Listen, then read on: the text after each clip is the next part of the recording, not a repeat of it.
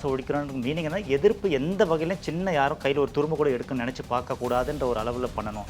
அதுக்கு வந்து வெறும் ஹமாஸ் ஒழிக்கிறது மட்டும் இல்லை, அங்கே இருக்கிற சாதா மக்களையும், சில்ட்ரன், இளைஞர்கள் எல்லாரையும் கண்மூடித்தனமாக எல்லாரையும் இன்றைக்கி நீங்கள் பார்த்துக்கிட்டு இருக்கீங்க. அஃபிஷியல் ஃபிகர்ஸே பார்த்தீங்கன்னா 35,000-40,000 சொல்கிறாங்க. பட் அது 1.5 லட்சம் அந்த மாதிரிலாம் போகலான்னு கூட சொல்கிறாங்க.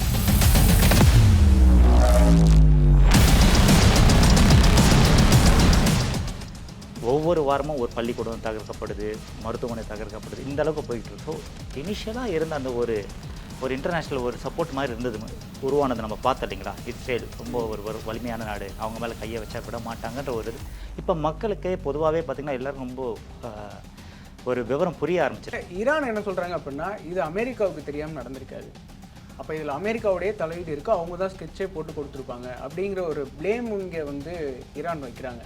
இஸ்ரேல் வந்து அமெரிக்கா சொல்கிறது கேட்டு நடக்கலாம். அவங்களுக்குன்னு ஒரு அட்டானமி இருக்குது, சாவரன் அட்டானமி இருக்குது இல்லைங்களா. அவங்களோட ஃபாரின் பாலிசி அட்டானமி, அவங்களுக்குன்னு அந்த ஒரு சுதந்திரம் இருக்குது. அது வந்து எல்லா இதையும் அவங்க வெளிப்படுத்தணும் அப்படின்ற அவசியம் இல்லை.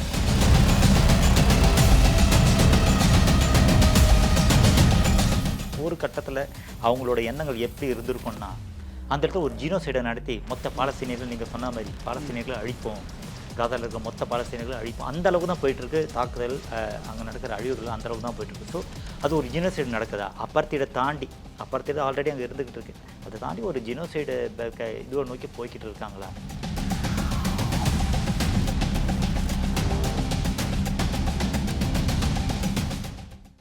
வணக்கம் சுப்பிரமணியம் சார். வணக்கம். இஸ்ரேல் ஒரு விஷயத்தை முடிக்கணும்னு நினச்சிருக்காங்க, ஆனால் அந்த விஷயம் இப்போ தான் தொடங்கியிருக்கு. கிட்டத்தட்ட மிடில் ஈஸ்டில் இப்போது பீஸே இல்லை அப்படிங்கிற அளவுக்கு மாறி இருக்கு. இப்போது இஸ்ரேலுடைய அடுத்த ஆட்டம் என்னவா இருக்கும்? அவங்க என்ன மாதிரியான விஷயத்தை அடுத்து முன்னெடுக்க போகிறாங்க? முதல்ல இஸ்ரேல் தன்னோட ஆட்டத்தை இப்போ தான் தொடங்கியிருக்குன்னு நம்ம சொல்ல முடியாது. ஒரு வருஷத்துக்கு முன்னாலே அவங்களோட ஆட்டத்தை தொடங்கினாங்க. அந்த ஆட்டம் தொடங்கும் போது அக்டோபர் 7 வரைக்கும் முழு கண்ட்ரோலும் இஸ்ரேல் கிட்ட தான் இருந்தது. அதுக்கடுத்து வந்த ஒரு சில வாரங்கள் சில மாதங்கள் கூட சொல்லலாம், அப்போது இஸ்ரேல் கண்ட்ரோலில் இருந்ததுன்னு சொல்லலாம். பட் கடந்த சில மாதங்களில் பார்த்திங்கன்னா அவங்க எதிர்பார்த்ததை விட விளைவுகள் மோசம், அவங்க எதிர்பார்க்காத விளைவுகளும் அவங்கள நோக்கி வந்துக்கிட்டு இருக்குன்ற மாதிரி தான் இப்போ போய்கிட்டு இருக்கு. அமெரிக்காவில் எலெக்ஷனும் வந்துக்கிட்டு இருக்குது. அமெரிக்காவும் ஒரு நிர்பந்தத்தில் இருக்குது. இப்போ இருக்கிற தலைமை பைடன் தலைமையில் வந்து அவங்களும் ஒரு நிர்பந்தத்தில் இருக்காங்க. ஏதாவது ஒரு வகையில் ஒரு பீஸ் ப்ராசஸ் இல்லை அட்லீஸ்ட் ஒரு சீஸ் ஃபயர்னாச்சும் கொண்டு வரணும், ஒரு போர் நிறுத்தத்தினாச்சும் கொண்டு வரணுன்ற ஒரு வலுக்கட்டாயத்தில், அந்த நிர்பந்தத்தில் அமெரிக்காவும் இருக்காங்க. இது வந்து இஸ்ரேலை நிர்பந்திக்குமா அப்படின்னு பார்த்திங்கன்னா, இஸ்ரேல் வந்து அமெரிக்காவோட பேச்சை கூட கேட்குற ஒரு நிலைமையில் இப்போ இல்லை. ஏன்னா அவங்க அக்டோபர் 7க்கு அப்புறமே ரொம்பவே ஸ்ட்ராங்கான ஒரு மெசேஜ் சொன்னாங்க. நாங்கள் மொத்தமாக அழிச்சிட்டு தான் வெளியே வருவோம் அப்படின்னு சொன்னாங்க. மொத்தமாக அழிச்சிருவோன்றதுக்கு அர்த்தம் என்னமாக இருக்குன்னு பார்த்திங்கன்னா, ஹமாஸ்ன்னு சொல்லிட்டு தான் அவங்க மீன் பண்ணாங்க. பட் அது அந்த டார்கெட் ஹமாஸை தாண்டி இன்றைக்கி பார்த்திங்கன்னா குழந்தைகள், சாதாரண மக்கள் அப்படின்னு போயிட்டே இருக்கு. நீங்கள் இது வந்து இந்த பேரலல் வந்து நீங்கள் ஸ்ரீலங்காவில் நடந்த தாக்குதலில் கூட நீங்கள் ஒரு வார்த்தையே இருக்கக்கூடாதுங்கிற அளவுக்கு அவங்க போகிறாங்க. பலஸ்தீனில் எதிர்ப்புகள் வரவே கூடாது, எல்லாமே தன்னோட கண்ட்ரோலில் இருக்கணும். இது வரைக்கும் அப்படி தான் போய்கிட்டு இருந்திருக்கு. இது வரைக்கும் இஸ்ரேல் நினச்சது தான் நடந்துக்கிட்டு இருக்கு அந்த இடத்துல. ஏன்னா தனி நாடு பாலஸ்தீனத்துக்குன்னு உருவாகாமலே அது எந்தளவுக்கு கட்டுப்படுத்த முடிஞ்சதோ அந்தளவுக்கு கட்டுப்படுத்திக்கிட்டு இருந்தது. அவங்களெல்லாம் அவங்களோட அடக்குமுறைக்குள்ளார அவங்களோட இது ஒரு ஆக்குபைட் டெரிட்டரி தான் இல்லைங்களா. அவங்கள தாண்டி எதுவுமே உள்ளே போக முடியாது, வெளியே வர முடியாது. ஸோ அவங்க நினச்சது எல்லாமே கடந்த பல தசாப்தங்களாக நடந்துக்கிட்டு தான் இருக்குது, இஸ்ரேல் நடந்தது தான். ஆனால் இந்த அக்டோபர் 7க்கு அப்புறம் அவங்க மேபி இஸ்ரேல் நினச்சிருக்கலாம் மொத்தமாக எல்லாத்தையும் முடிச்சுட்டு வந்துடலாம், எத்தனை நாளைக்கு இது இழுத்துட்டு போகும், அப்போ அந்த இடத்துல எதிர்ப்பே இருக்கக்கூடாது. ஹமாஸை ஒழிக்கிறோன்னு மீனிங் என்ன, எதிர்ப்பு எந்த வகையிலும் சின்ன யாரும் கையில் ஒரு துரும்பு கூட எடுக்கணும்னு நினச்சி பார்க்கக்கூடாதுன்ற ஒரு அளவில் பண்ணணும். அதுக்கு வந்து வெறும் ஹமாஸ் ஒழிக்கிறது மட்டும் இல்லை, அங்கே இருக்கிற சாதா மக்களையும், சில்ட்ரன், இளைஞர்கள் எல்லாரையும் கண்மூடித்தனமாக எல்லாரும் இன்றைக்கி நீங்கள் பார்த்துக்கிட்டு இருக்கீங்க. அஃபிஷியல் ஃபிகர்ஸே பார்த்தீங்கன்னா 35,000-40,000 சொல்கிறாங்க. பட் அது 1.5 லட்சம் அந்த மாதிரிலாம் போகலான்னு கூட சொல்கிறாங்க. ஒவ்வொரு வாரமும் ஒரு பள்ளிக்கூடம் தகர்க்கப்படுது, மருத்துவமனை தகர்க்கப்படுது, இந்த அளவுக்கு போயிட்டு இருக்கு. ஸோ இனிஷியலாக இருந்த அந்த ஒரு இன்டர்நேஷ்னல் ஒரு சப்போர்ட் மாதிரி இருந்தது, உருவானது நம்ம பார்த்தோம் இல்லைங்களா. இஸ்ரேல் ரொம்ப ஒரு வலிமையான நாடு, அவங்க மேலே கையை வச்சா விட மாட்டாங்கன்ற ஒரு இது இப்போ மக்களுக்கு பொதுவாகவே பார்த்திங்கன்னா எல்லாருக்கும் ரொம்ப ஒரு விவரம் புரிய ஆரம்பிச்சிருக்கு. இஸ்ரேல்னால் என்ன, எப்போ உருவாக்கப்பட்டது, அங்கே என்ன பிரச்சனை ஓடிக்கிட்டு இருக்கு, அப்போ பாலஸ்தீனியர்கள் யார், காசா வெஸ்ட் பேங்க்கில் என்ன போய்கிட்டு இருக்கு, அவங்களுக்கு என்ன உரிமைகள் இருக்குது, என்ன உரிமைகள் மறுக்கப்படுது, எந்த அளவுக்கு அவங்களுக்கு வந்து கருத்து சுதந்திரம், டெமோக்ரஸி எந்த அளவுக்கு அங்கே இருக்குது, எந்த அளவுக்கு அவங்களோட உரிமைகள் மறுக்கப்பட்டுக்கிட்டு இருக்கு காலங்காலமாக. அப்போ இஸ்ரேலுக்கு மேலே வேற ஒரு கண்ணோட்டத்தை மக்களும் இப்போ தான் பார்க்க வெளியே தெரிய வர ஆரம்பிச்சிருக்கு. சாதாரண மக்களுக்கும் சொல்கிறேன். இப்போ அந்த ஒப்பீனியன் பப்ளிக் ஒப்பீனியன்ன்றது இப்போ வந்து சேஞ்ச் ஆகிட்டு இருக்குன்னு சொல்லலாம். உலகம் முழுக்கவே சேஞ்ச் ஆகிட்டு இருக்கு. நீங்கள் பார்க்குறீங்க, உலகம் முழுக்க பல யூனிவர்சிட்டிஸ், பல தெற்கில், ஈவன் அமெரிக்காவில் எடுத்துக்கிட்ட கூட போராட்டங்கள் அதிக அளவில் வெடிச்சுக்கிட்டு இருக்கு பாலஸ்தீனத்துக்கு ஆதரவாக. ஸோ அப்படி இருக்கும்போது அமெரிக்காவிலையுமே வந்து இஸ்ரேலுக்கு எதிரான ஒரு மனநிலை தான் இப்போ இருக்கிற மாதிரி தெரியுது. ஏன்னா மாணவர்கள் போராட்டமும் அந்த மாதிரி போயிட்டு இருக்கு. இப்போது கமலா ஹாரிஸ் கூட வந்து பெஞ்சமின் நெத்தன்யாகுவை சந்திச்சதுக்கப்புறம் வந்து பேசியிருந்தாங்க. இந்த மாதிரி இந்த காசா விவகாரத்தில் நம்ம இதுக்கு மேலே அமைதியாக இருக்க முடியாது, இதில் ஏதாவது ஒரு விஷயத்த முடிவு கொண்டு வரணும் அப்படிங்கிற மாதிரி பேசியிருந்தாங்க. அதில் ஒரு விஷயம் என்ன அப்படின்னு பார்த்தோன்னா, அவங்களுக்கு இப்போ அடுத்து எலெக்ஷன் வரதால அந்த மாதிரி பேச வேண்டிய ஒரு நிர்பந்தம் இருக்குதா, இல்லை உண்மையிலே அமெரிக்கா அந்த விஷயத்தில் தலையிட்டு மிடில் ஈஸ்டில் ஒரு பீஸை கொண்டு வரணும்னு நினைக்கிறாங்க? அமெரிக்கா எப்போவுமே அமெரிக்காவோட தலையீடு இல்லாமல் இருந்ததில்லை இஸ்ரேல் பாலஸ்தீன விவகாரத்தில். எப்போவுமே அவங்க தான் அந்த பீஸ் மேக்கராக இருக்கணும், பீஸ் புரோக்கராக இருக்கணுன்றதுல அவங்க ரொம்ப தெளிவாகவே இருந்திருக்காங்க இல்லைங்களா. அப்போது 70கள்லேருந்து பார்த்தாலே 78 பார்த்தாலே நீங்கள் உங்களுக்கு வந்து அதோட தலையீடு அதிகமாக இருந்தால் அப்போ தான் உங்களுக்கு வந்து என்ன சொல்கிறது, அந்த டேவிட் கேம்ப் அக்கார்ட் நடக்கிறதுலாம் அந்த டைமில் தான் நடந்திருக்கு. அப்போ அமெரிக்காவோட தலையீடு நிச்சயமாக எப்போவுமே இருந்துக்கிட்டு தான் இருக்குது. ஆனால் அவங்களோட முழு ஆதரவு எப்போவுமே இஸ்ரேலுக்கு இருந்துக்கிட்டு இருக்குது. அதுக்கு பல காரணங்கள் பின்னால் இருக்குது. இஸ்ரேலியர் ஜூஸ் இன மக்கள் அது இருக்குது. அது மட்டும் இல்லை, அரசியல் ரீதியாக பார்த்தாலும் அமெரிக்க அரசியல் ரீதியாக சொல்கிறேன். அமெரிக்க அரசியலில் வந்து இஸ்ரேலியர்களோட ஆதிக்கம் ரொம்பவே, ஜூஸ்ன்னு சொல்லுவாங்களே, அவங்களோட ஆதிக்கம் எப்போவுமே அதிகமாகவே இருந்திருக்கு. அதனால் அவங்களோட நலனுக்கு எதிரான எந்த ஒரு நடவடிக்கையும் அமெரிக்கா எடுக்க முடியாது. பட் கடந்த ஆரம்பத்தில் பார்த்திங்கன்னா அமெரிக்கா ரொம்ப ஓப்பனாகவே சப்போர்ட் பண்ணுச்சுன்னு சொல்லலாம் இஸ்ரேலுக்கு. ஏன்னா அது அவங்களோட உரிமை. அவங்க நாட்டில் இந்த மாதிரி ஒரு அட்டூழியம் நடக்கும்போது அவங்க அதுக்கு அவங்களோட இன்ட்ரெஸ்ட்டை ப்ரொடெக்ட் பண்ணிக்கிறதுக்கு, அது பாதுகாத்துக்கிறதுக்கு அவங்க எந்த மாதிரியான நடவடிக்கையும் எடுக்கலாம். அது இராணுவ நடவடிக்கையாக கூட இருக்கலாம்னு சொல்லி அவங்க ஓப்பனாகவே சொல்லிட்டாங்க, எல்லாம் பண்ணிட்டாங்க.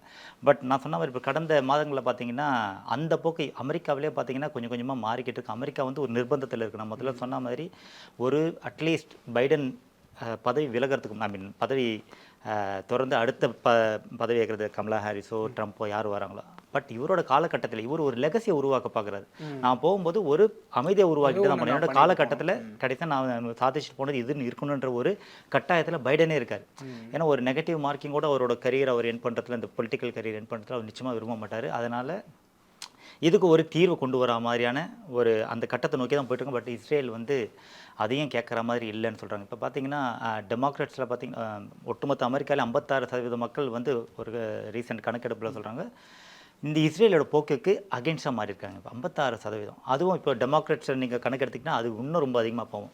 ரிப்பப்ளிகன்ஸ்லேயே 40% மேலே வந்து இஸ்ரேலுக்கு வந்து கொஞ்சம் எதிர்ப்பு தெரிவிக்கிறாங்க. ரிப்பப்ளிகன்ஸ் சொல்கிறேன் நான். ரிப்பப்ளிகன்ஸில் இந்த மாதிரியான ஒரு மனப்போக்கு இருக்கிறதுக்கு அடுத்து அப்போ இது என்ன காட்டுதுன்னா, போக போக இஸ்ரேல் எந்த ஒரு அட்வான்டேஜஸ் பொசிஷனில் இருந்ததோ அது வந்து இப்போ வந்து ஒரு ஒரு எல்லா நாடுகளும் இப்போ இஸ்ரேலுக்கு எதிராக திரும்பலான்ற ஒரு கட்டத்தை நோக்கி வந்திருக்கு. எஸ்பெஷலி இப்போ வந்து ஈரானோட பிராந்தியத்தை, ஈரானோட எல்லைக்குள்ளாரவே போயிட்டு இந்த மாதிரியான ஒரு படுகொலை நடந்திருக்கிறது வந்து இவங்க ஓப்பனாக ஒத்துக்கலனாலும், பட் வாய்மொழி மௌனம் சாதிக்கிறதே அதுக்கு ஒத்துக்கிற மாதிரி தான் இருக்குது. அது எல்லாருக்கும் பெரும்பாலும் எல்லா அரசியல் வல்லுநர்களுக்கும் தெரிஞ்சது தான். இதுக்கு பின்புலத்தில் வந்து இஸ்ரேல் தான் கண்டிப்பாக இருந்து கொண்டது. ஸோ ஒரு படி கொஞ்சம் ஒரு தாண்டி போயிட்டாங்களோ என்ற எண்ணம் வந்து அமெரிக்காவுக்கே கூட இருக்குது. இவங்களை எப்படி கட்டுப்படுத்திட்டு இருந்து இப்போ அமெரிக்காவுக்கே ஒரு புரிபாடாது. இதனால் அடுத்த கட்டம் ஒரு வாரம் ஆயிடுச்சுன்னா அமெரிக்காவுக்கே அது பெரிய தலைவலியாக மாறதுக்கு வாய்ப்பு இருக்குது. அமெரிக்க மக்கள் வந்து நான் சொன்ன மாதிரி அதே கணக்கெடுப்பில் அமெரிக்க மக்கள் இதில் ஏதாவது போர் நடந்தால் அதில் வந்து அமெரிக்கா தலையிடக்கூடாதுன்ற ஒரு முடிவுக்கு இப்போவே பப்ளிக் ஒப்பீனியனில் அமெரிக்காலே வந்திருக்கு. ஸோ இது நிச்சயமாக ஒரு சேலஞ்சிங்கான காலகட்டமாக தான் இருக்கும் அமெரிக்காவுக்குமே கூட. இப்போது ஹெஸ்புல்லா ஹமாஸ் லீடர்ஸ் கொல்லப்பட்டது வந்து இஸ்ரேல் நாங்கள் தான் பண்ணணும்னு ஒத்துக்கிட்டாங்க.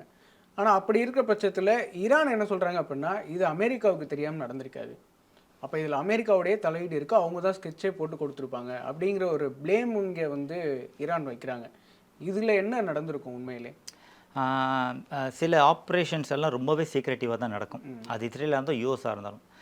இஸ்ரேல் வந்து அமெரிக்கா சொல்கிறது கேட்டு நடக்கிற நாடுகள். அவங்களுக்குன்னு ஒரு அட்டானமி இருக்குது, சாவரன் அட்டானமி இருக்குது இல்லைங்களா. அவங்களோட ஃபாரின் பாலிசி அட்டானமி, அவங்களுக்குன்னு அந்த ஒரு சுதந்திரம் இருக்குது. அது வந்து எல்லா இதையும் அவங்க வெளிப்படுத்தணும் அப்படின்ற அவசியம் இல்லை.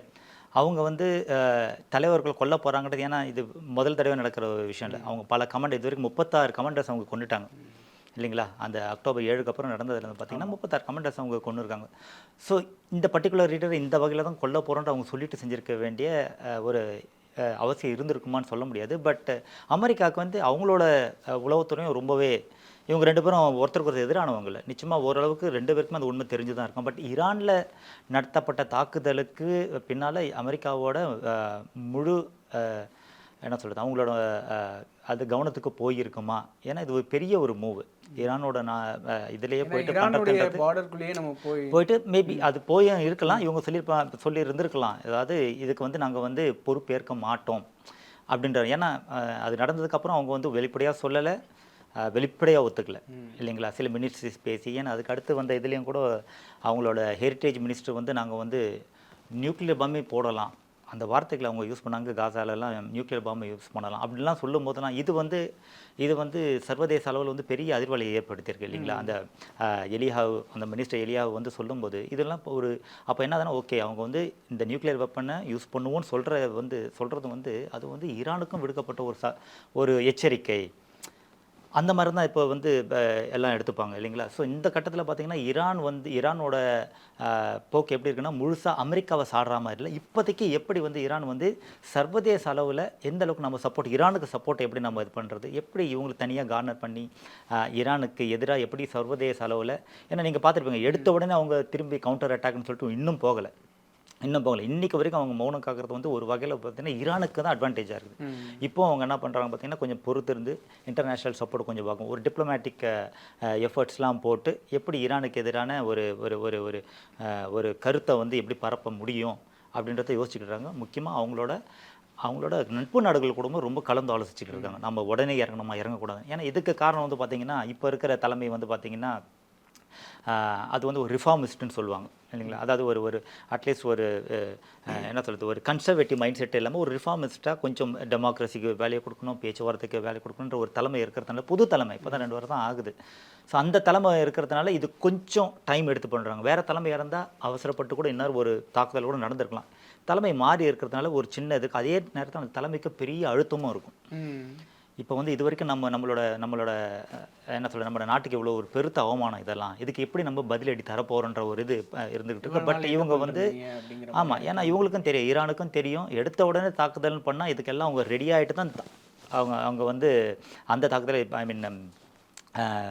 இஸ்மாயில் அணியவே தாக்கியிருப்பாங்க இல்லைங்களா, கொண்டு இருப்பாங்க. அப்போ இவங்களுக்கும் தெரியும், ஃபாரின் பாலிசியில் பார்த்தீங்கன்னா இவங்களுக்கும் தெரியும், கணக்கிடுறதுன்னு இருக்குது. நாம் இந்த மூவ் எடுத்தால் அவங்களோட மூவ் என்னமா இருக்கும்னு சொல்லிட்டு 4-5 ஆப்ஷன் அவங்க வச்சுருப்பாங்க. இதெல்லாம் பார்த்து தான் அவங்க ஒரு ஒரு ஒரு ஒரு ஒரு ஒரு ஒரு நடவடிக்கையிலே இறங்குவாங்க.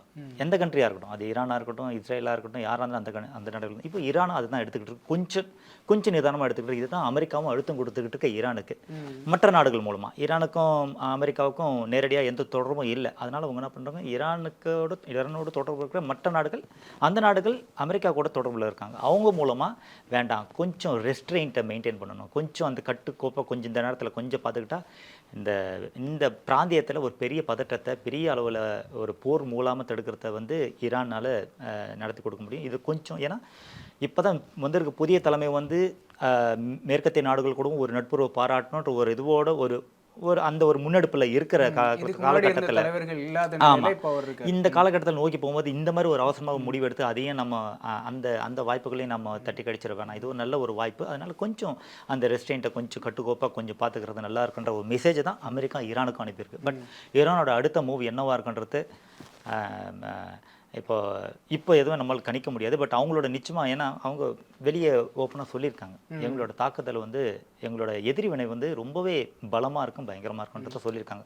அது வந்து நம்ம உடனே தாக்குதல், அவங்களோட டேங்க் எடுத்துகிட்டு போய் நிறுத்தத்து ஃப்ளைட்டு மூலமாக அட்டாக் பண்ணுறது, ட்ரோன் மூலமாக அட்டாக் பண்ணுறது அப்படின்னு இல்லாமல் வேறு நாம் எதிர்பார்க்காததாக கூட இருக்கலாம். ஒருவேளை இப்போ நீங்கள் குறிப்பிடுறது படி பார்த்தோன்னா ஈரான் இன்னும் ரெடி ஆகலை அப்படிங்கிற மாதிரி தான் தெரிய வருது. அப்படி சொல்ல முடியாது. ஈரான் ரெடியே இல்லை. அதாவது அந்த பிராந்தியத்தில் இருக்கிற எல்லா நாடுகளும் எல்லாத்துக்கும் தயாராக தான் இருப்பாங்க எப்போவுமே. ஸோ அப்படி பார்த்தாலுமே இப்போ ஒருவேளை ஈரான் இதில் இறங்குறாங்க, இஸ்ரேலுக்கு எதிராக வந்து நம்ம இப்போ இறங்கியே ஆகணும், ஒரு வார் பண்ணியே ஆகணும் அப்படிங்கிற ஒரு ஸ்டேஜுக்கு போனாங்க அப்படின்னா மிடில் ஈஸ்டில் என்ன நடக்கும்? அதாவது இது வந்து ரொம்பவே ஒரு ஒரு ஒரு ஒரு குழப்பமான காலகட்டம் எல்லா நாடுகளுக்குமே. ஏன்னா இது வந்து 1948 கிடையாது, 1967 கிடையாது இல்லைங்களா? இது வந்து 2024. இந்த காலகட்டத்தில் வந்து இப்போ நீங்கள் ஏப்ரம் அக்கார்ட்லாம் வந்திருக்கு. யுஏஇ, பஹ்ரைன் இவங்கலாம் வந்து இஸ்ரேல் கூட இணக்கமாக போகிறாங்க. ஈரானும் சவுதி அரேபியாவும் கூட சைனா மூலமாக ஒரு ஒரு ஒரு பேச்சுவார்த்தைக்கு வரதுக்குண்டான முயற்சிகள் நம்ம போன வருஷமே பார்த்துட்டோம். அதுவும் வேறு நடந்திருக்கு. அப்போ எல்லா வகையிலும் பார்த்தீங்கன்னா எல்லாரும் சரி, எல்லாரும் போர் ஒன்று தான் முடிவுன்னு போகாமல் பேச்சுவார்த்தை மூலமாக கொஞ்சம் கொஞ்சமாக அந்த ரீஜனில் இருக்கிற இந்த வெஸ்ட் ஏஷியன் பிராந்தியத்தில் இந்த மேற்காசியாவில் இருக்கிற அந்த பதற்றத்தை தணிக்கிறது எல்லாருமே அவங்களால முடிஞ்சதை பண்ணிக்கிட்டு தான் இருக்காங்க. பட் ஒருவேளை போர் மூலம்னா அந்த போர் மூழ்கிறதுக்கு காரணம் வந்து அது ஈரான் மூலமாகவோ இஸ்ரேல் மூலமாக இஸ்ரேல் தொடங்கிருச்சு. பட் அப்படி ஒரு சூழ்நிலை உருவானா அதுலேயே எல்லா கண்ட்ரிஸும் டிவைடடாக தான் இருப்பாங்க. அது ஒட்டுமொத்தமாக எல்லாரும் இஸ்ரேலுக்கு சப்போர்ட் பண்ணுவாங்கன்னு சொல்ல முடியாது. ஒட்டுமொத்தமாக எல்லாரும் ஈரானுக்கு சப்போர்ட் பண்ணுவாங்கன்னு சொல்ல முடியாது. ஈரானுக்கு சப்போர்ட்டுக்கு வருதுன்னு பார்த்தோன்னா இப்போ இஸ்ரேலுக்கு வந்து யூஎஸ் வருதுன்னா அப்போது ஈரானுக்கு வந்து டைரெக்டாக இல்லைனாலும் இன்டைரக்டாக வெப்பன் சப்ளை இந்த மாதிரி மூலமாக ரஷ்யா வந்து இன்னும் அதிக உதவியை தர முடியும். ஏன்னா ஆல்ரெடி சொல்கிறாங்க அவங்களோட அந்த என்ன சொல்கிறது அந்த டிஃபென்ஸ் மெக்கானிசம் எல்லாத்தையும் இவங்க அப்கிரேட் பண்ணி தருவாங்க. இன்னும் பெரிய அளவில் கொண்டு போவாங்க ரஷ்யா. சைனாவும் அதோட முடிஞ்ச உதவியை, ஏன்னா சைனாக்கும் இப்போ ஒரு பெரிய ஒரு கட்டாயத்தில் இருக்குது. இந்த பிராந்தியத்தில், இந்த மேற்காசிய பிராந்தியத்தில் வந்து மிடில் ஈஸ்ட்னு சொல்கிறோம் இல்லைங்களா, அவங்களோட இதில் மிடில் ஈஸ்ட், நம்ம இந்தியாவில் வந்து மேற்காசியா வெஸ்ட் ஏஷியான்னு சொல்லுவோம் இல்லைங்களா. அப்போ அந்த வெஸ்ட் ஏஷியாவில் ஈரானுக்கு என்ன பண்ணணும், அதுக்கு ஒரு கண் இருக்குது அந்த இடத்துல. அதனால தான் இந்த மாதிரி பீஸ் புரோக்கரிங் பண்ணுறது, இந்த மாதிரி ஒரு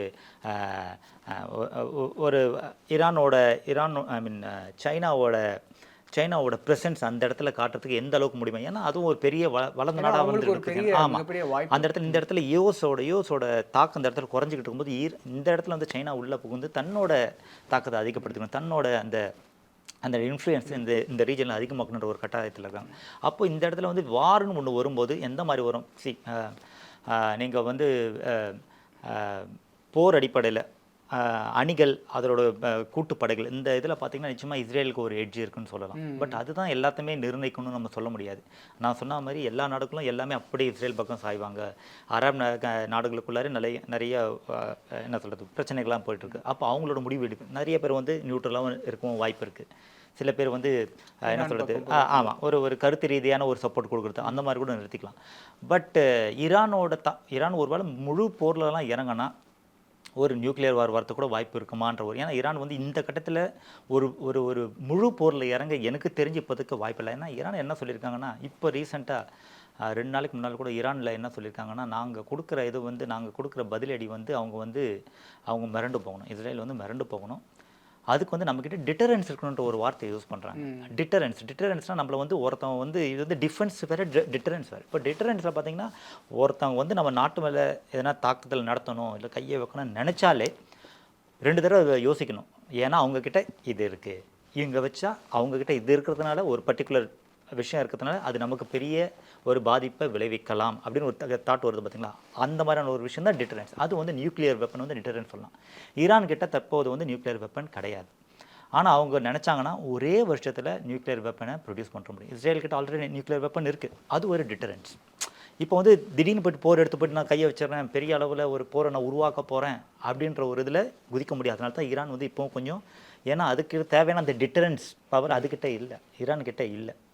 அதனால் முழு அளவில் ஒரு போரை நடத்துறது ஈரான் தொடங்கி வைக்கிறதுன்றது இந்த கட்டத்தில் ஈரானுக்கு பாதிப்பாக முடியலாம். மற்ற சப்போர்ட் எல்லாம் கருத்தளவில் சப்போர்ட் இருந்தாலுமே கூட இப்போ அதுக்கு வந்து அதுக்கு பாதிப்பு கொஞ்சம் அதிகமாகவே இருக்க வாய்ப்பு இருக்குது ஈரானுக்கு. ஏன்னா அந்த அளவுக்கு இஸ்ரேல் ஈரான் மட்டுமே சண்டை போட்டாலுமே கூட ஓரளவு அந்த மாதிரியான ஒரு சூழ்நிலை வந்தாலுமே கூட என்னை பொறுத்தவரைக்கும் இஸ்ரேலுக்கு ஒரு எட்ஜ் இருக்குது. நீங்கள் வந்து டேங்க் பார்த்தீங்கன்னா நம்பர் வந்து பார்த்தீங்கன்னா 6 lakhs, more than 6 lakhs, 6 லட்சத்துக்கும் மேலே ஈரான் கிட்ட ஃபோர்ஸ் இருக்குது. இவங்ககிட்ட ஒரு 1.5 லட்சம் ஃபோர்ஸ் இருக்குது, 1.7 லட்சம் ஃபோர்ஸ், இந்த மாதிரிலாம் இருக்குன்னாலும் ஒரு நம்பர் கம்மியாக தானே இருக்குது. நம்ம அந்த நம்பரில் முக்கியம் இந்த காலகட்டத்தில் டெக்னாலஜிக்கல் எட்ஜு வந்து இஸ்ரேல் கிட்ட இருக்குது.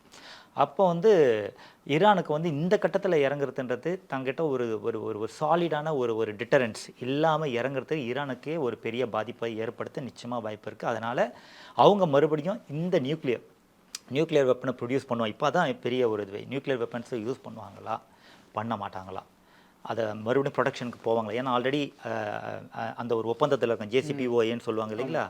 அந்த ஒப்பந்தத்துலேருந்து அமெரிக்கா வந்து 2018 வெளியே வந்துடுச்சு. பட் இப்போவும் அவங்க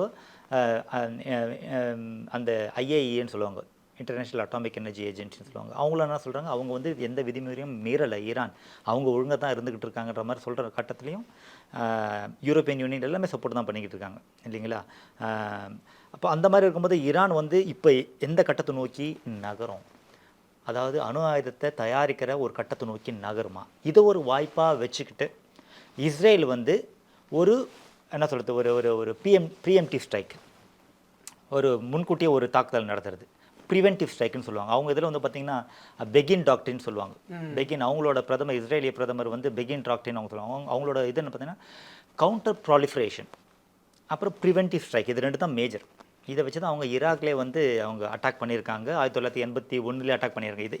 இதை பேஸ் பண்ணி தான் அந்த டாக்டரின் தான், அவரோட டாக்டரின் தான். என்னென்னு பார்த்தீங்கன்னா, யாரோ ஒருத்தர் nuclear weapons of mass destruction, WMDன்னு சொல்லுவாங்க, அந்த மாதிரி ஒரு பேரழிவு ஆயுதங்கள், அதை தயாரிக்கிறது யாரோ தனக்கு பாதிப்பை விளைவிக்கிற நாடுகள் கிட்ட அது இருக்குன்னா, அப்போ என்ன பண்ணிடுவாங்க இவங்கன்னா, அந்த பெகின் டாக்டரின் பிரகாரம், அந்த கொள்கை பிரகாரம் இவங்க என்ன பண்ணால் கவுண்டர் ப்ராலிஃபரேஷன், அதனால் அதை தயாரிக்கிறது கொள்கை மீன் பண்ணுறது என்ன, அதுதான் சொல்கிறேன். அது வந்து அது வேறு நாட்டில் அந்த மாதிரி சப்போஸ் ஈராக் தயாரிச்சுட்டு இருந்தது சரிங்க, நியூக்ளியர் அந்த ஃபிசைல் மெட்டீரியல் வந்து அவங்க ப்ராசஸ் பண்ணிக்கிட்டு இருந்தாங்க. அது வந்து ஒரு சிவிலியன் எனர்ஜிக்காகன்னு சொன்னாங்க. அப்போ ஃப்ரான்ஸ் கூட சேர்ந்து பண்ணிட்டு இருந்தாங்க. அப்போ வந்து இஸ்ரேல் போய்ட்டு வந்து அவங்க மேலே ஏர் ஸ்ட்ரைக் பண்ணாங்க, அழிச்சாங்க, அந்த நியூக்ளியர் ரியாக்டரை அழிச்சாங்க. சரி, அதுக்கு மேலே ஈரானே பண்ணியிருக்காங்க அதுக்கு மேலே, ஆனால் ஒரு சின்ன தாக்குதல் தான், அந்த ஆஃபீஸு அது அந்த கண்ட்ரோல் சென்டர் அதெல்லாம் தான் பண்ணாங்க. ஆனால் இவங்க ரியாக்டரே போய் அடித்தாங்க. அது ஒரு பெரிய இஷ்யூ ஆச்சு அந்த நேரத்தில், ஒரு பெரிய தாக்குதல், எல்லாம் நிறைய பேர் கண்டம் பண்ணாங்க. அமெரிக்காவை கூட அதை கண்டம் பண்ணுச்சுன்னு சொல்லலாம். பட் அதுக்கப்புறம் பில் கிளின்டன் சொன்னார், இப்போ யோசிச்சு பார்க்கும்போது அவங்க பண்ண ஸ்ட்ரைக் நல்லது தான் நினைக்கிறோம், ஒருவேளை அவங்ககிட்ட நியூக்ளியர் வெப்பன், ஆனால் நியூக்ளியர் வெப்பன் ப்ரொடியூஸ் பண்ண இடம் கிடையாது அது, ஏன்னா அது ஃப்ரான்ஸோட ஒப்பந்தத்தோடு நடந்தது தான். அது பீஸ்ஃபுல் மீன்ஸ் நியூக்ளியர் அந்த வெப்பன்ஸ்ன்னு இல்லாமல் அந்த நியூக்ளியர் எனர்ஜிக்காக, அணு ஆயுத சக்திக்காக தான் அவங்க தயாரிச்சுக்கிட்டு இருந்தாங்க. ஃப்ரான்ஸோட கூட்டு முயற்சியோட தான் பண்ணிக்கிட்டு இருந்தாங்க. ஸோ அந்த காலகட்டத்தில் அந்த மாதிரியான ஒரு இது நடந்திருக்கும்போது இப்போது அதே மாதிரி அதுதான் பெகின் டாக்டர். அந்த மாதிரி ஒன்று நடக்குதுன்னா அது எங்களுக்கு பாதிப்பை ஏற்படுத்தாம மாதிரி வி டவுட், அதை வந்து நாங்கள் சந்தேகிக்கிறோம், எங்களுக்கு எதிராக ஏதோ அவங்க ப்ரொடியூஸ் பண்ணுறாங்கன்னா அவங்க போய் அழிச்சிருவாங்க. அதுதான் பெகின் டாக்டர். ஸோ அந்த டாக்டரின் பிரகாரம் இப்போ இஸ்ரேல், இப்போ வந்து ஈரான் மறுபடியும் அணு ஆயுத உற்பத்திக்குன்னு ஒன்று போகிறாங்கன்னா அதே கொள்கை, அந்த பெகின் டாக்டரின் அவங்க மறுபடியும் பிரயோகிக்க வாய்ப்புகள் நிறையவே இருக்குது. அப்போ அந்த மாதிரி பண்ணாங்கன்னா அது வந்து வேற கட்ட அளவில் தான் ஒரு முழு பிராந்திய போராகவே அது நிச்சயமாக அது அதில் தான் கொண்டு போய் முடியும். இப்போது ரொம்ப வருஷமாகவே பார்த்தோம் அப்படின்னா ஈரானுக்கும் இஸ்ரேலுக்கும் இடையில் வந்து ஒரு பெரிய பகை இருக்குது. ரெண்டுமே சமபலத்தில் இருக்கிற நாடுகள்னு எடுத்துக்கலாமா அந்த பிராந்தியத்தில்? எதை அடிப்படையில் கேட்குறேன் அப்படின்னா, வெறும் இராணுவம் மட்டும் இல்லாமல் இன்ஃப்ளூயன்ஸாக இருக்கட்டும், அல்லது ஒரு பவராக இருக்கட்டும், செல்வாக்காக இருக்கட்டும், அந்த மாதிரி ரெண்டு பேருமே வந்துச்சு பார்க்கும்போது மேஜராக எதிரும் புதிருமாக இருக்கிறது இந்த நாடுகள் தான். ஸோ அப்போ அவங்க ரெண்டு பேருமே சமபலத்தில் இருக்காங்கன்னு எடுத்துக்கலாமா? ஓரளவுக்கு சமபலம் நீங்கள் சொல்லலாம். அதாவது நீங்கள் ஏன்னா ஒரு வகையில் பார்த்தீங்கன்னா இவங்ககிட்ட இந்த நம்பர் இருக்குது, டேங்க்ஸ் இந்த அளவுக்கு இருக்குது, ஆனால் இந்த அளவுக்கு இஸ்ரேல் கிட்ட இல்லை அப்படின்னு பார்த்தாலும் இவங்ககிட்ட இருக்கிற இஸ்ரேல் கிட்ட இருக்கிற அளவுக்கு அந்த டெக்னாலஜிக்கலி அட்வான்ஸ்டு டேங்க்ஸ்லாம் பார்த்தீங்கன்னா அவங்ககிட்ட சோவியத் டைம் டேங்க்ஸ்லாம் தான் இருக்குது. இவங்ககிட்ட ரொம்ப அட்வான்ஸ்டான டேங்க்லாம் இருக்குது. இவங்ககிட்ட F-15 இந்த மாதிரியான ஃபைட்டர் ஜெட்ஸ் எல்லாம் அமெரிக்கா கிட்ட வச்சு இருக்கிறதுலாம் இவங்க இஸ்ரேல் கிட்ட இருக்குது. ஸோ அதில் அவங்ககிட்ட இல்லை. ஸோ நம்பர் பிரகாரம் பார்த்தா சில அளவுகளில் பார்த்தீங்கன்னா, சில அளவீடுகளில் பார்த்தீங்கன்னா இஸ்ரேலுக்கு வந்து கம்மியாக இருக்கிற மாதிரி தெரியும், ஆனால் ஈரானுக்கு அதிகமாக இருக்கிற மாதிரிலாம் தெரியும். பட் ஓரளவுக்கு பார்த்தீங்கன்னா என்ன கேட்டிங்கன்னா ஓரளவுக்கு எட்ஜ் வந்து இஸ்ரேல் இருக்குது. ஏன்னு பார்த்தீங்கன்னா அந்த இடத்துல வந்து பார்த்திங்கன்னா பொதுவாகவே பார்த்திங்கன்னா டிஃபென்ஸ் எக்ஸ்போர்ட் பண்ணுறதுலேருந்து மற்ற நாடுகள் கூட இருக்கிற அதுக்கு இருக்கிற அந்த அந்த என்ன சொல்கிறது, அந்த தாக்கம், மற்ற நாடுகள் மேலே அதோடு இருக்கிற தாக்கம், அது இருக்கிற அந்த இன்ஃப்ளூயன்ஸ், இது எல்லாமே இஸ்ரேலில் கொஞ்சம் அதிகமாகவே இருக்குது ஈரானை பொறுத்த வரைக்கும். அது மட்டும் இல்லை, அவங்க டெவலப் பண்ணுற சில என்ன சொல்கிறது, சில சாஃப்ட்வேர், சில ஈவன் வைரஸ் ப்ரோக்ராம்ஸ் ஆல்சோ இல்லையா, இந்த ஸ்ட்ரக்ஸ் நெட்லாம் சொன்னாங்க பார்த்தீங்களா, அதெல்லாம் இந்த மாதிரி இவங்க நியூக்ளியர் ப்ரோக்ராம் உருவாக்குற அந்த மாதிரி கண்ட்ரோல் சென்டரில் அடிக்கிறதுக்கு உண்டான அந்த வைரஸ்லாம் தான் அவங்களும் க்ரியேட் பண்ணியிருக்காங்க. அமெரிக்காவோட சேர்ந்து தான் சொல்லுவாங்க, அமெரிக்காவோட சேர்ந்து தான் இதெல்லாம் பண்ணுறாங்க. இன்னொரு பெரிய அட்வான்டேஜ் அவங்களுக்குன்னா அமெரிக்கா அந்த பிராந்தியத்தில் ஆல்ரெடி இருக்குது. அப்போ அமெரிக்காவோட சப்போர்ட், முழு சப்போர்ட்டும் இஸ்ரேலுக்கு தான் இருக்குது. அப்போ அந்த வகையில் பார்த்தீங்கன்னா இப்போ எட்ஜ் யாருக்குன்னு பார்த்தீங்கன்னா நிச்சயமாக இஸ்ரேலுக்கு இருக்குது. பட் இந்த எட்ஜ் மட்டும் போதுமா அவங்க நினச்சதை சாதிக்கிறது? எத்தனை நாளைக்கு இந்த பாலஸ்தீனிய கேள்வி வந்து தொடர்ந்துக்கிட்டே இருக்கும்? எத்தனை நாளைக்கு வந்து அங்கே வந்து ஒரு அப்பார்த்தைடு நடந்துகிட்டு இருக்குது? எப்படி சவுத் ஆஃப்ரிக்காவில் வந்து ஒரு அப்பார்த்தைடு நம்ம சொன்னோமோ அதே மாதிரி தான் இங்கே நடந்துருக்கு. ஒரு மக்களை வந்து ஒரு கூண்டுக்குள்ளே அடைச்சி ஒரு என்ன சொல்கிறது, ஒரு ஓப்பன் ஏர் பிரிசன் இல்லை திறந்த வெளி சிறைச்சாலையாக தான் அங்கே இருக்குது. மக்கள் அப்படி தான் நடத்தப்பட்டிருக்காங்க.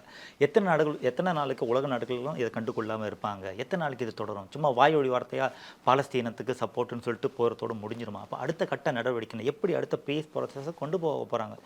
என்ன தீர்வு? இப்போ அந்த 2 ஸ்டேட்ஸ் சொல்யூஷன் சொல்லுவாங்க, 2 நாடுகளை உருவாகிறது தான் ஒரே தேர்வுனா அதுக்கு வந்து இஸ்ரேல் வந்து ஒத்துக்க மாட்டேங்குது இல்லைங்களா? இல்லை எங்களுக்கு ஒரு முழு உத்தரவாதம் இல்லாமல் முழு பீஸ் ட்ரீட் இல்லாமல் அது உருவாக நாங்கள் அனுமதிக்கவே மாட்டோம்னு சொல்லிட்டு ரொம்ப ஸ்டபனாக இருக்காங்க. அப்போ இஸ்ரேலுக்கு முன்னால் இருக்கிற ஆப்ஷன் என்ன தான் அப்படின்னு பார்த்தீங்கன்னா, ஒரு முழு போர் உருவாகிறதுக்குள்ளாரவே இவங்களுக்கு வந்து அந்த பாலஸ்தீன நாடு உருவாகிறதுல அவங்களுக்கு முதல்ல வந்து உடன்பாடு கிடையவே கிடையாது. இப்படியே இருந்துட்டு போகிறது நல்லது. பட் போன வருஷம் வரைக்கும் அது சரியாக தான் இப்படி தான் போயிட்டு இருந்து, யாரும் கண்டுக்காமல் இப்படி தான் போட்டு. பட் இதுக்கு அப்புறத்துலேருந்து எதிர்ப்புகள் ரொம்பவே அதிகமாகிட்டு இருக்குது. எதிர்வினைகளும் அதிகமாக வரவும் ரொம்பவே வாய்ப்பு இருக்குது. ஒரு கட்டத்தில் அவங்களோட எண்ணங்கள் எப்படி இருந்திருக்கும்னா, அந்த இடத்துல ஒரு ஜீனோசைடை நடத்தி மொத்த பாலஸ்தீனியர்கள், நீங்கள் சொன்ன மாதிரி பாலஸ்தீனியர்களை அழிப்போம், காதாவில் இருக்கிற மொத்த பாலஸ்தீனியர்களை அழிப்போம், அந்த அளவுக்கு தான் போயிட்டுருக்கு. தாக்குதல் அங்கே நடக்கிற அழிவுகள் அந்த அளவுக்கு தான் போயிட்டுருக்கு. ஸோ அது ஒரு ஜீனோசைடு நடக்குதா? அப்பார்த்தைடை தாண்டி, அப்பார்த்தைடு ஆல்ரெடி அங்கே இருந்துக்கிட்டு இருக்கு, அதை தாண்டி ஒரு ஜீனோசைடு இதுவை நோக்கி போய்கிட்டு இருக்காங்களா அப்படின்ற ஒரு சந்தேகம் இப்போ வளர்த்துக்கிட்டு தான் இருக்கு. இப்போ பார்த்தோம் அப்படின்னா, இஸ்ரேலுக்கு சப்போர்ட்டாக வந்து அமெரிக்கா இருக்காங்க, ஈரானுக்கு ரஷ்யா இருக்காங்க, சைனா இருக்காங்க. ஸோ இந்த நாடுகள்லாம், இந்த பெரிய நாடுகள்லாம் இணைஞ்சு ஒரு பேச்சுவார்த்தைக்கு உடன்படும் போது ஒரு அமைதி திரும்புறதுக்கான வாய்ப்புகளோ அல்லது பாலஸ்தீனம் உருவாகிறதுக்கான வாய்ப்புகளோ அல்லது இந்த பிரச்சனையே முடிஞ்சு போகிறதுக்கான வாய்ப்புகளோ இருக்கா? அது சாத்தியமாகுமா? இல்லை, எதையும் நம்ம சாத்தியம் இல்லைன்னு சொல்லவே முடியாது. எல்லா ஆப்ஷன்ஸும் எல்லாருக்கும் எப்போவுமே ஓப்பனாக தான் இருக்கும், இன்க்ளூடிங் இஸ்ரேலுக்கும் சேர்த்து சொல்கிறேன். அவங்களும் இந்த மாதிரி ஒரு காலகட்டத்தை, இந்த மாதிரியான ஒரு சினாரியோவை மைண்டில் வச்சு தான் நடத்துவாங்க எப்போவுமே. ஸோ அந்த சினாரியோ நடக்காமல் இருக்க உண்டான முயற்சிகள் தான் அவங்க எடுத்துக்கிட்டே இருப்பாங்க. அதுதான் ஃபாரின் பாலிசியில் அதான் நடக்கும். அவங்களுக்கு பிடிக்காத ஒரு சினாரியோ உருவாகிடக்கூடாதுன்றதுக்காக அதுக்கு என்னென்ன ஆப்ஷன் இருக்கோ அதெல்லாம் தான் பண்ணிக்கிட்டு இருப்பாங்க. அதை தான் இத்தனை வருஷம் இஸ்ரேல் பண்ணிக்கிட்டு இருக்கு, அமெரிக்காவோட உதவியோட.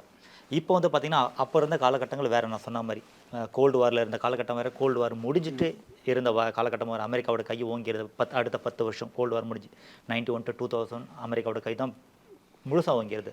அதுக்கடுத்து 2001க்கு அப்புறம் பார்த்திங்கன்னா அதோட அந்த இன்ஃப்ளூயன்ஸும் குறைஞ்சிக்கிட்டு வருது, அதோட பலமும் உலக அளவில் பலமும் குறைஞ்சிக்கிட்டு இருக்குது. இந்த கட்டத்தில் சைனாவோட எழுச்சியும் நம்ம பார்த்துக்கிட்டு இருக்கோம். ரஷ்யா இந்த காலகட்டத்தில் வந்து ரொம்பவே என்ன சொல்கிறது, ரொம்பவே ஒரு முனைப்போடு இருக்காங்க. நாமளும் ஒரு பெரிய அளவில் இன்ஃப்ளூயன்ஸ் பண்ண. சிரியாவில் பார்த்தீங்கன்னா ஈரான், சிரியாவில் பார்த்தீங்கன்னா ரஷ்யாவோட இன்ஃப்ளூயன்ஸ் இருக்கிறது. ஸோ அந்த பிராந்தியத்தில் ரஷ்யாவும் தான் இருந்துக்கிட்டு இருக்காங்க.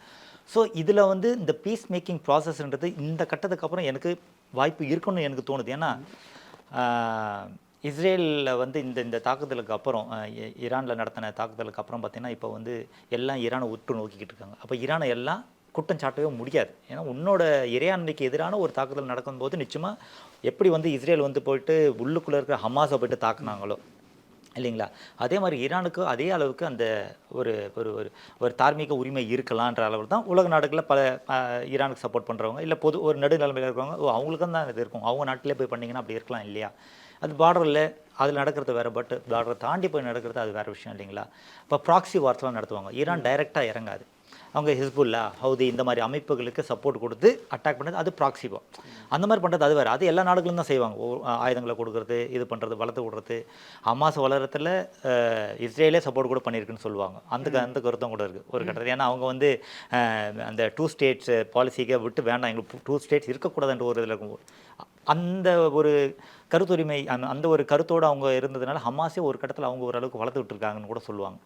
ஏன்னா அவங்களுக்கு ஐரனியாக தான். ஏன்னா அவங்களுக்கு வந்து அந்த 2 ஸ்டேட் பாலிசி அவங்களுக்கு பிடிக்காது. அப்போ ஒரு ஸ்டேட் தான் வேணும்னு சொல்லிட்டு யாரும் ஒத்துக்க மாட்டாங்க வேறு. அப்போ அவனை வளர்த்து விட்டு அவன் சும்மா கற்றுக்கிட்டு இருக்கட்டும், அவங்கள போட்டு நம்ம தாக்குறது ஈஸியாக இருக்கும். இந்த இடத்துல பாலஸ்தீன் அத்தாரிட்டிக்கு வந்து அவங்க 2 ஸ்டேட்டை ஆல்மோஸ்ட் ஒத்துக்கிற மாதிரி தான் இருக்காங்க இல்லைங்களா. அது சில இதெல்லாம் தான் வேறுபாடுகள் இருக்கிறதுனால தான் இன்னும் அதுக்கு ஒரு நிரந்தர ஒரு தீர்வு வராமல் இருக்குது. ஸோ இந்த மாதிரி இதெல்லாம் நடந்துக்கிட்டு, இந்த மாதிரி ப்ராக்ஸி வார்ஸ் மூலமாக நடத்துக்கிற விஷயம் அடுத்த டைரக்ட் வாரில் எதுவுமே இறங்கிடக்கூடாதுன்ற ஒரு இது வந்து அந்த அக்கறை எல்லாருக்குமே தான் இருக்குது, அந்த பிராந்தியத்தில் எல்லாருக்குமே இருக்குது. ஏன்னா இந்த காலகட்டத்திலாம் ஆல்ரெடி அங்கே இருக்கிற அந்த பொருளாதார வீழ்ச்சி வந்து நடந்துக்கிட்டே இருக்குது, கொஞ்சம் கொஞ்சமாக நடந்துக்கிட்டு அந்த பிராந்தியத்தில். ஸோ இது வந்து இந்த மாதிரி ஒரு வாரெலாம் வந்து அது பெரிய அளவில் ஒரு வீழ்ச்சியை கொண்டு போக வாய்ப்பு இருக்குன்றதுனால ஒரு பீஸ் ப்ராசஸ் ஸ்டார்ட் பண்ண வாய்ப்புகள் இருக்குது. அதுவும் பைடன் காலகட்டத்தில் இந்த இருக்கிற ஒரு சில வாரங்களில் கூட பைடன் பெரிய அளவில் முயற்சியில் இறங்கவும் கூட வாய்ப்பு இருக்குது. ஏன்னா அவர் போகிறதுக்கு முன்னால் ஒரு இனிஷியேட்டிவ் தொடங்கி வச்சுட்டு ஒரு ஒரு ஒரு ஒரு முயற்சி தொடங்கி வச்சுட்டு அதை நோக்கி ஒரு நகர்வை மட்டும் பண்ணி வச்சுட்டு போகிறதுக்கு அடுத்து வர கமலா ஹாரிஸ்க்கு கொஞ்சம் விஷயங்கள் ஈஸியாக செய்கிறதுக்கு உண்டான ஒரு வாய்ப்புகள் இருக்குது, இல்லைன்னு சொல்லிட முடியாது. ஆமாம். ஒரு 60-70 வருஷமாக இஸ்ரேலுக்கும் ஈரானுக்கும் இடையில் முகம் கொடுத்து பேச முடியாத அளவுக்கான பிரச்சனைகள் தான் இருக்குது. அப்படி இருந்தும் ஏன் வந்து ஈரானால் இஸ்ரேலை கண்ட்ரோல் பண்ணவோ அல்லது இஸ்ரேலால் ஈரானை கண்ட்ரோல் பண்ணவோ முடியலை அந்த இடத்துல? இல்லை, அதை நம்ம சொன்ன மாதிரி பல ஃபேக்டர்ஸ் இருக்காது. இப்போது அதாவது நான் என்ன மாதிரியான கேட்குறேன் அப்படின்னா, கண்ட்ரோல்னா அவங்கள டவுன் பண்ண முடியலையே, ஏன் 60-70 வருஷங்களாகவே ஏன் முடிய மாட்டேங்குது? டவுன் பண்ண முடியலன்னா நீங்கள் என்ன கேட்குறது என்னென்னா, இஸ்ரேலை வந்து அவங்க ஏன் செல்வாக்குக்கு பக்கத்தில் நீ வர முடியாது, நீ கீழே தான், நீ ஒரு சின்ன நாடு தான், இந்த இதில் நீ என்ன சார்ந்து தான் இருக்கணும் அப்படிங்கிற ஒரு ஸ்டேஜுக்கே அவங்கள கொண்டு போக முடியலை. அது பண்ண முடியாதுங்களே. எந்த நாடையும் நீ எனக்கு கீழே யாரும் சொல்ல முடியாதுல்ல. ஆல்ரெடி அவங்க வந்து அந்த நாடு உருவானதே பார்த்திங்கன்னா அந்த அந்த அரேப் கண்ட்ரிஸை சுற்றி உருவான நாடு தான் அது. அப்போ உருவாகும் போதே எதிரிகளோடு உருவான நாடு தான் அந்த இஸ்ரேல், இல்லைங்களா? யாரும் அவ்வளோ சீக்கிரத்தில் வந்து விட்டு கொடுக்க மாட்டாங்க.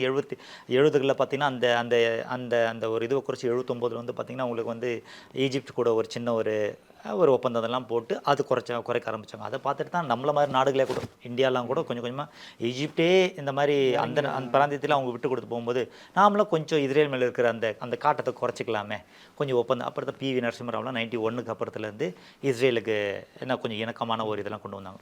ஸோ இஸ்ரேல் ஆகட்டும் ஈரான் ஆகட்டும் அவங்களுக்கு உண்டான அடையாளம் இருக்குது. இவங்க அந்த மத சார்ந்த அடையாளம் இருக்குது, இவங்களுக்கு அந்த மத சார்ந்த அடையாளம் இருக்குது.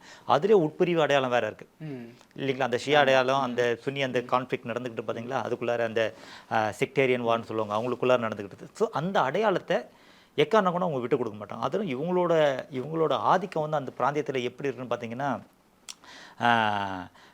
அதாவது இவங்க நினச்சது தான் நடக்கும், தான் நினச்சது தான் நடக்கணும், நீங்கள்லாம் அதை பார்த்துக்கிட்டு இருந்தால் போதும், இல்லைங்களா? என்னை யாரும் கையை வைக்கவே முடியாது. அந்த மாதிரியான ஒரு இதில் இருக்கும்போது அது மற்றவங்க எல்லாம் ஒரு இணக்கமான ஒரு சூழ்நிலை வந்துட்டாங்க எல்லாரும் ஏறக்குறைய. சில பேர்லாம் ஓகே இஸ்ரேலெல்லாம் பகச்சிக்கலாம் இருக்க வேணாம், பரஸ்பரம் பாராட்டிப்போம், கையை குளிக்கப்போம். நிறைய என்ன உலகமே மாறிடுச்சு. 91க்கு அப்புறம் உலகமே மாறி இருக்குது. நாமளும் கொஞ்சம் கொஞ்சமாக மாற்றிக்கலான்ற ஒரு காலகட்டத்தில் இருக்காங்க எல்லாமே. ஈரானுக்கு பார்த்தீங்கன்னா அவங்களுக்குள்ளார நிறைய பிரச்சனை இருக்குது, உள்நாட்டு பிரச்சனைகள் நிறைய இருக்குது. அதெல்லாம் தாண்டி இப்போ தான் புது தலைமை வேறு வந்திருக்கு. ஸோ உள்ளுக்குள்ளே இப்போவே பார்த்தீங்கன்னாலே உள்ளே வந்து பார்த்தீங்கன்னா ஒரு ஒரு ஒரு ஒரு கன்சென்சஸ் இல்லைன்னு சொல்லுவாங்க. அவங்களுக்குள்ளார ஒரு கருத்து ஒற்றுமை இல்லைன்னு சொல்லுவாங்க. அதனால தான் இந்த டிலே ஆகுறது இதெல்லாம் கூட அதுவும் ஒரு காரணம். ஏன்னா உள்ளே இன்னும் கன்சென்சஸ் பெருசாக வரல. ஏன்னா ரிஃபார்மிஸ்ட் இருக்காங்க, இந்த கன்சர்வேட்டிவ்ஸ், இவங்க ரெண்டு பேருக்கு ரொம்ப ஒரு கருத்து வேறுபாடு இருக்குது. அப்போ உள்ளே கூட இது இருக்கும். ஆனால் இஸ்ரேலில் பார்த்தீங்கன்னா அதே நேரத்தில் பார்த்தீங்கன்னா இஸ்ரேலில் வந்து இப்போ நேத்தன்யாஹூ போயிட்டாருன்னா அந்த பிரச்சனைக்கு தீர்வு வந்துடும் அப்படின்னு சொல்லுவாங்க. ஆனால் நேத்தன்யாஹூ போயிட்டாருனாலும் அவங்கள சுற்றி இருக்கிற மற்ற பெரிய மிலிட்ரி அஃபீஷியல்ஸ் மற்றவங்க எல்லாரும் பார்த்தோன்னா அதே எண்ணத்தோடு இருக்கிறவங்க தான், அதே எண்ணத்தோடு தான் ஸ்கூல்லேருந்து வளர்ந்து வராங்க குழந்தைங்க. அந்த எண்ணத்தோடு வளர்ந்து வரவங்க தான் பெரும்பாலும். இப்போ நேத்தன்யாஹூ போயிட்டா எல்லாம் மாறிடணும்னு சொல்ல முடியாது.